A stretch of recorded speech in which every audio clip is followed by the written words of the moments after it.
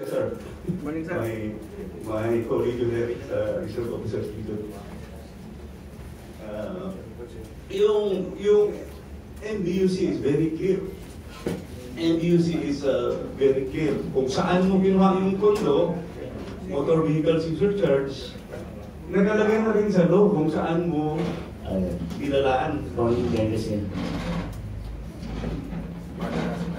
sir. Yes, sir. So again, yung MBUC law, nakalagay na kung saan kukunin yung bayad natin sa LTO, mga bayad ng ating big motor vehicles, then nakalagay na rin kung saan mo i-appropriate. So you don't have to touch that. Dinagdagan nila ng 17 billion. Lumubo yung items of expenditures mo.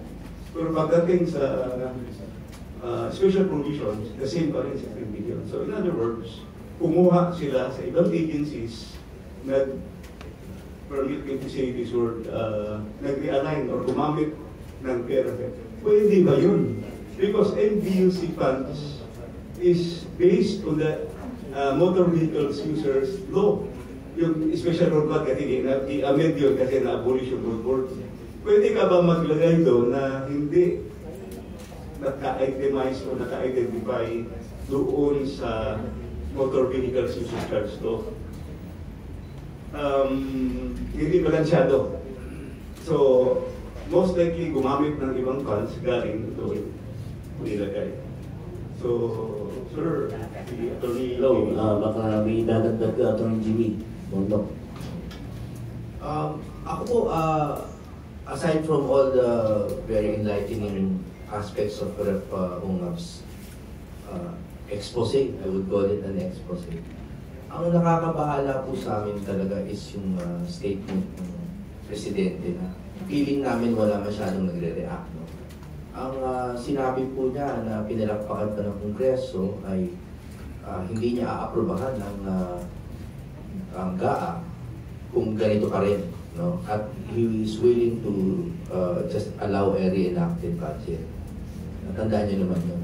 Ang problema nga po, reenactment yun of a bad budget na 3 taon na nga natin nirereklamo.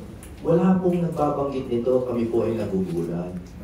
Noong 2023 pa lang, 66 billion na nga yung total ng mga ayuda funds, which, as provided in Benica versus Ochoa, is the very definition of a pork barrel. No? So hindi nga tama noong 2023 pa lang. Noong 2024, 90 billion na. 90 billion na yung total ng mga ayuda budget. Tapos ang pinopropose sa 2025, 89 billion, so more or less the same. So, bakit po natin papalakpakan ng reenacted budget of a bad budget? So, yun na lang ang maidadadag ko sa sinasabi ni Rep. Ungab. No? Saka may tanong din ako kay Congressman Ungab. Ito, very nakakatawa pero totoong tanong. Ano po nangyari doon sa PowerPoint niyo? Doon sa speech niyo? Hindi kami nang-intay doon sa PowerPoint. Ba't ayaw gumana? For the record, yung PowerPoint ko, i-submit ko as early as 1 week before. Only to know that pag-present ko na doon, wala PowerPoint. Pero yung prior speakers, may PowerPoint presentation. So it's a question that left unanswered. But nag-adlib na lang ako kung sinasabi ko na dahil walang PowerPoint presentation. Ito yung increases. I hope na iintindihan. Pero after my speech, nilabas ko naman sa Facebook ko yung PowerPoint presentation. I'm sure those who watched the lead coverage was, if babalikan nila yung Facebook page ko, nandun, i-publish ko. So, although a little late, so Atty. Jimmy, may himala. Dito rin ng ating kaibigan si General Belkis. Sir, at least may microphone ka. Hindi pati mic mo tinanggal. With the permission po ng mga kasamang panelists dito, yun sa akin po is panawagan. Kasi kami rin po yung magkakasama na nag-file ng criminal complaint against the Speaker sa Ombudsman, which is naka-hold ngayon.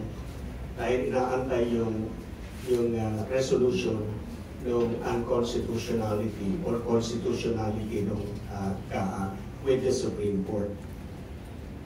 Sa akin po, kung ang issue natin ngayon accountability, sana po bilisan ng Supreme Court yung pag-resolve ng issue on the constitutionality or unconstitutionality ng 2025 budget para po we can also hold accountable those responsible for falsifying legislative documents. Ano po? Pagkatapos siguro, isingit ko na rin po, I will take the advantage of the opportunity na siguro po yung problema dito sa budget kasi ngayon lamang po nangyari na napakaraming issue ng constitutionality sa Kongreso.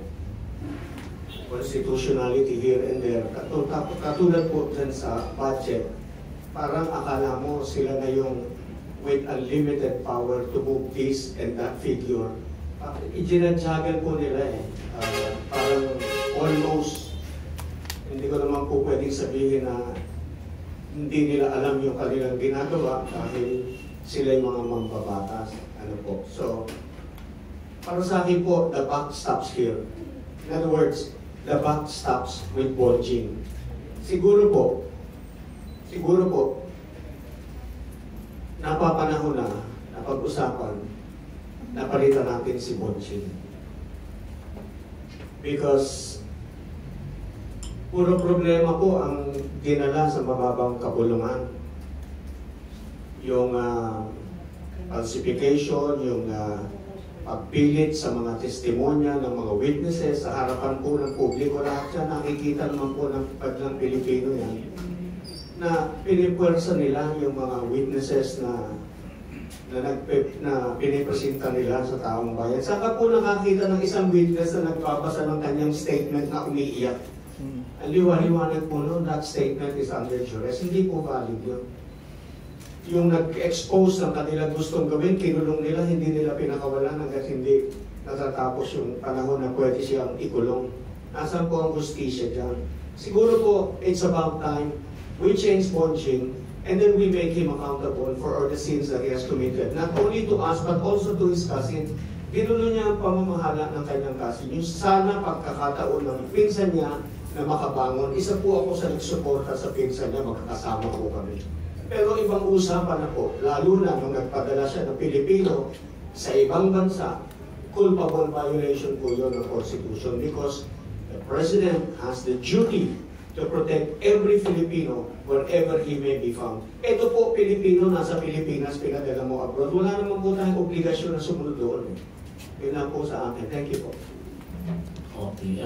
Part of Mr. King's Bantay, ano na po ang ginagawa aksyon ng Citizens Can Watch? Ang pinaka-problema po natin actually sa ating bansa ay yung korupsyon. Sino bang dapat managot? Ang problema, nung sabihin ni Pangulong PBM na mahiya naman kayo, abay ang dami nagtatanong sa akin, bakit tayo mahihiya? Kasi dapat nung sinabi ni Pangulo yan, itinuro niya yung nasa harap niya, mahiya naman kayo. Dapat ganun pero hindi. Bakit tayo ang mahihiya? Hindi naman tayo, wala naman tayong ginagawa, wala tayong kinalaman sa korupsyon nila. Ang problema pa, kung sino pa yung dapat imbestigahan, abay sila ang nag-iimbestiga ngayon. Sino ba sa kanila ang walang bahid ng korupsyon? Pagkat lagi po namin sinasabi sa Citizens Crime Watch, in every government project is a crime. Lahat ng proyekto po ng pamahalaan, meron pong krimen na nangyayari. Sa budgeting pa lang, sana may isali yung civil society organization. Sa budgeting pa lang may apilyado na yung project Ay di lalo na pagdating na sa procurement process. Kaya pagdating sa implementation of projects, kinakailangan magtulong-tulong tayo, i-monitor natin. Siguro doon tayo makakatulong kung ibubulgar natin na sa ating mga lugar, meron tayong nakikitang korupsyon. Hayagan na ngayon hindi na nila pwedeng itago. At parang hindi na talaga sila nahihiya. Pagka doon lang sa mga, alam ni Congressman Bungab ito, sa line item, sa line item ng budget, talagang pagdating sa mga kontraktor, sila rin ang kausap. Ang masakla pa, sila na yung nag-budget, sila yung congressman, sila pa rin yung kontraktor. Napakaraming mga kongresista ngayon na kontratista na rin. Lagi natin sinisisi ang DPWH na sila yung nag-i-implement, sila yung dapat natin sisihin. Pero hindi po eh. Ako'y naaawa sa mga taga-DPWH pagkat lagi sila ang nasisisi. Tingnan ninyo, sa Career Executive Service, sa record sa datos po ng DPWH, mahigit kalahati ang non-Career Executive Service eligible. Ito, nasa datos nila, galing ito mismo sa DPWH. Napakaraming non-eligible. Pero, karamihan sa kanila, ang hawak nila ay mga juicy position. Meron nga dyan sa Bulacan, isang distrito, isang engineering district. Diyan ka makakita ng mga nakaparadang sasakyan na puro magagara. Ang mga may-ari, mga taga-DPWH, ito yung mga nakikipagkutsabahan sa mga politiko pagkat karamihan, mahigit na kalahati ng mga opisyalis ng DPWH ngayon ay mga rekomendado ng mga politiko para madali nilang diktahan. So ano ang ginagawa ng civil service dito sa problema na ito? Pagkat more than half of the officials na nagpapansyon ngayon mula undersecretaries, regional directors, assistant regional directors, puro mga non-career executive service eligible. Yun nga isa dyan sa Bulacan, dating district engineer. Abay, nagpayaman na nagpayaman. Hindi naman siya eligible, pero nasan siya ngayon? Na-recommend pa, na-promote pa. Assistant regional director. So, hanggat hindi po naiitama ito ng civil service at ng DPWH, wala pong mangyayari sa atin pagkat ang mga taga-DPWH ginagawa lang na kawatan ng mga politiko na hindi po nabubusog sa pera. Alam naman natin eh, merong mga flood control fund na nai-divert kung saan nila gusto. So, ito po mga nangyayari ito, kasali po ito sa korupsyon na nangyayari. Yung paglalagay ng mga opisyal ng DPWH na hindi po eligible. Napakarami po nila. Kung titignan po natin ang datos, halos kulay dilaw lahat. Yung kulay dilaw, ibig sabihin sila po yung mga hindi eligible. Mas marami pa yung kulay dilaw. Siguro mga, sabihin natin, pagkat hindi ko pa naman ito nabasa lahat, pero tinitingnan ko lang sa kulay, baka 70% ng mga opisyal ng DPWH ay non-career executive service eligible. So siguro dapat matingnan po ito ng ating pong mga kinaukulan. Pagkat yung mga career executive eligible, kawawa naman sila eh. Pagkat sila gumagawa ng matino, kaya lang nadadamay po sila. Okay. Siguro bago tayo mag-umpisa ng Q&A, baka may mga additional sabihin si Com, Attorney Jimmy. 2 points. Una, yung sinabi ni Attorney Buntok. Pareho ni Attorney General, Attorney ang General, kasi ni Attorney Bastantay. Sir, yung sinabi niyo na yung comment ni Presidente sa SONA, medyo mabigat yun. Mahiya naman kayo, ibabalik nga yung budget pag hindi na ayon sa NEP. Actually, ang dami nagpapalakpakan doon, pati yung mga may kasalanan nagpalakpakan din. As if nothing happened. Yung explanation ko doon ganito. Yung ating budget is the financial interpretation of our plans, programs, and our vision. Ang Pilipinas may 25-year development plan yan. Then aside from 25-year, yun yung long-term plan natin. Meron tayong 5-year development plan. At saka yung 5-year development plan, meron kang annual investment program. Doon yun nakabase. Pinag-aaralan niya ng NEDA, pinag-aaralan niya ng Regional Development Council, yung mga regional RDC, yun yung kukuha ng inputs galing sa barangay, galing sa city, municipality, province. Nilalagay yun sa NEDA, yung NEDA yun nilalagay sa budget. Any division or any revision made by Congress will deviate from the original Philippine Development Plan. Kaya, now, ang dami kasing rhetorics ang daming rhyme and written words. Hindi mo mabit. In first, we will be growing in GDP, but it's below the targets. Very much below the targets. Growing in GDP, we are fast because mababa na yung ating base. Pangalawa, we are not meeting our poverty reduction goals. Supposedly by 2028, ang ating poverty reduction goals sa ating Philippine Development Plan is supposed to be single digit na. We are not meeting because ang daming tinanggal na budget para sa poverty alleviation program. Alam niyo ba na yung 4Ps program is one of the best programs, yung identification ng beneficiaries, NEDA na ito by National Housing and Targeting Survey.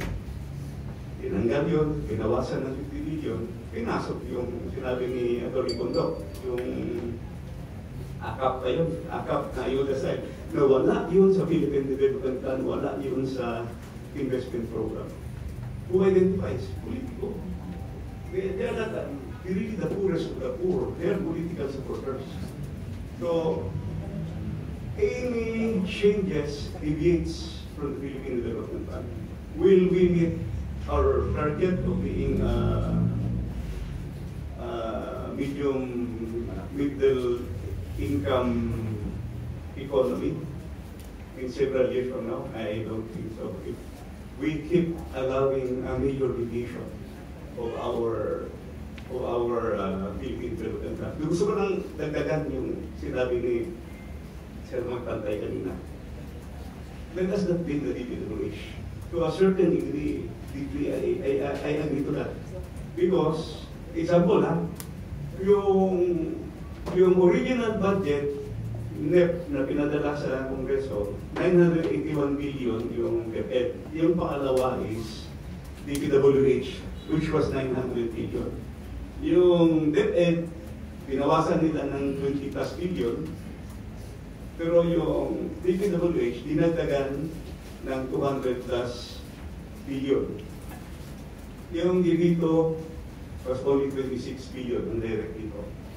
In other words, umabot ng 1.1 billion yung budget ng DPWH. Nalampasan yung education sector.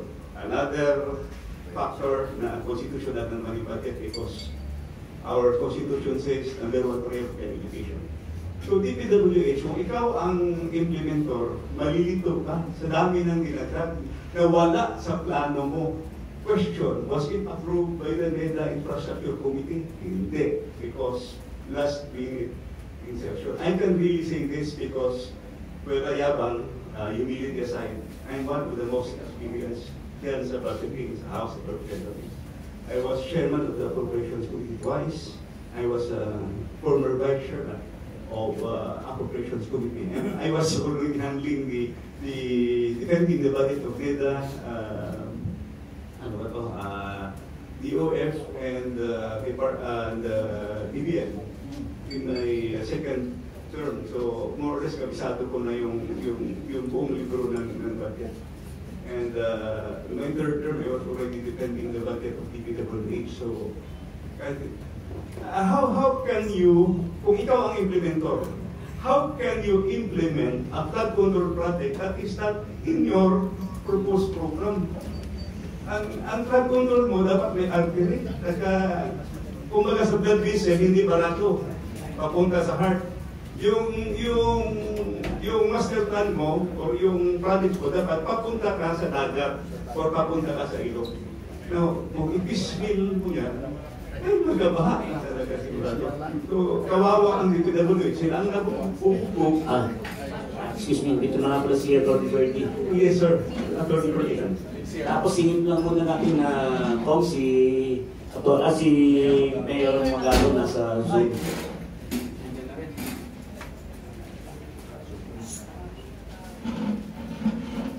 Okay. Good morning, Mayor.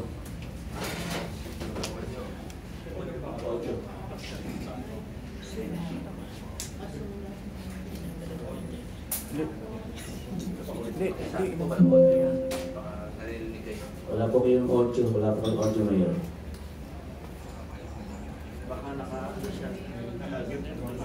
Nakamute po kayo.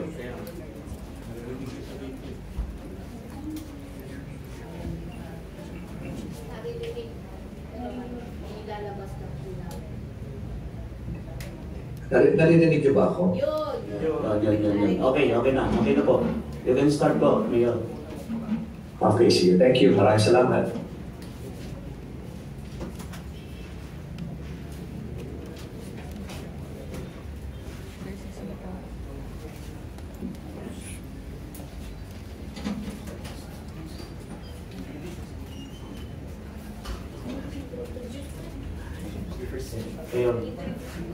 Mayor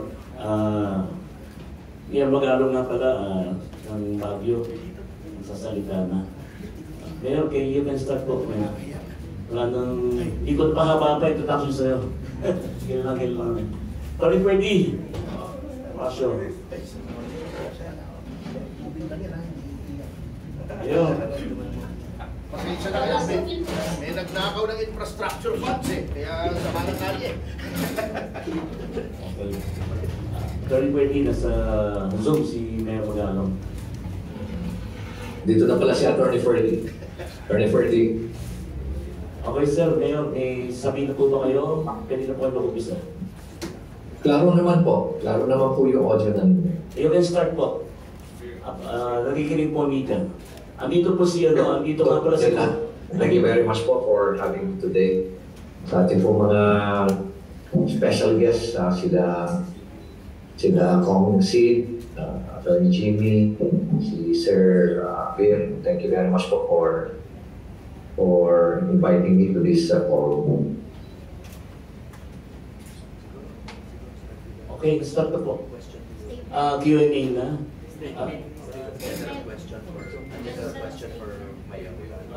Mayor, ang pinag-usapan mo natin dito yung tungkol sa budget, pork barrel, and yung mga flood control projects. Baka mayroon po kayong ang sabi, statement or any statement. Ito nga yung mga paboritong mga project ngayon ng ating mga mababatas, lalo-lalo na sa mga miyembro ng mga House of Representatives. At ako'y nagulat ng itong mga pinadala sa akin ng mga photos at pictures ngayon, ebidensya. Kasi marami nang kumokontak sa akin, pinapakita nga nila. Itong mga projects na ito yung mga sponsored or initiated by certain congressmen. And lumalabas na yung mga congressmen na rin, sila na rin ang mismong contractor. No? Ang sistema dyan, sasabihin na lang ng congressman na para hindi halata na siya yung contractor, tubuha siya ng isang contractor din, bibigyan na lang niya ng royalty, say 3%, at sasabihin niya, huwag ka magkagalala, bibigyan pa kita ng isang project, ikaw na rin ang gagawa ng isang multi-portfolio. Napayag na rin yung contractor. Importante sa kanya, meron siya kahit pa paano may kinikita. Pero nakakalungkot dyan, yung gagawin project. Dahil talagang matindi ang pandaraya. Pero nga akong picture dito na ang nakalagay sa program of work is a 12 meter or 9 meter pala sheet pile. No? Pero nung nasira na yung embankment, pero lumabas na isang picture na isang sheet pile na ang haba lang is 1 meter. So, tinanong ko doon sa tinanong ko yung kakilala ko, sabi ko, posible ba na baka naputol naman? Sabi, posible po mapuputol yan, hindi po mapuputol yan. Ibig sabihin, pinaya na agad nila. Pangalawa, ganun din yung gabyon. Explain nila sa akin lahat. Nung isang araw, in-explain lahat sa akin ng isang engineer, paano nila dinadaya lahat yung gab unit. Yung mga one by one na mga wires na talagang nilalagyan ng mga bato. Ganon din pala mga pandarayan nila. For some reason, kasabot na rin nila yung mga taga-DPWH sa pandarayan nila. Kaya ng mga project na management officer dyan. Na kumbaga, bakit natuto na rin na gano'n? Kaya ang nangyayari ngayon, pag dumaan ngayon yung malakas na ilog, lakas na kayo, kakainin niya yung ilalim dahil hindi na siya nakagabyon. So, these are the things na mga ginagawa nilang kalokohan dyan.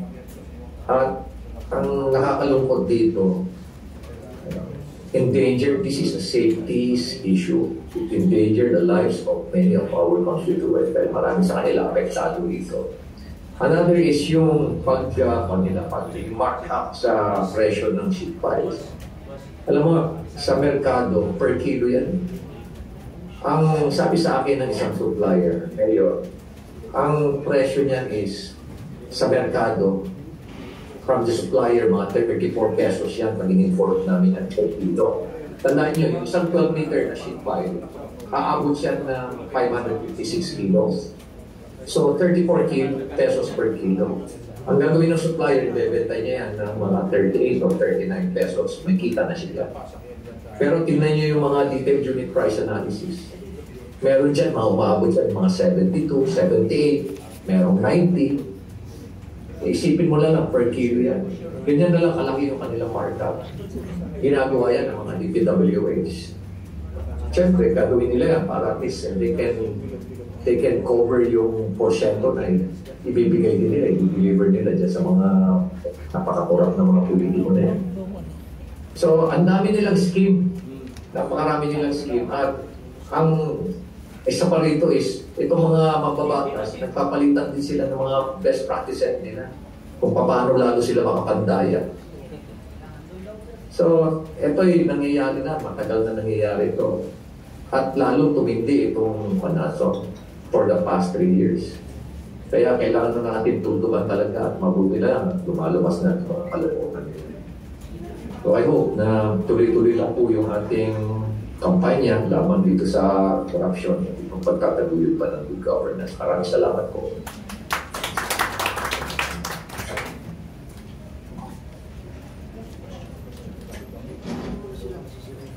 Hindi ko lang po sa ata pala si Sir Jigs, hindi po siya nabati kanina.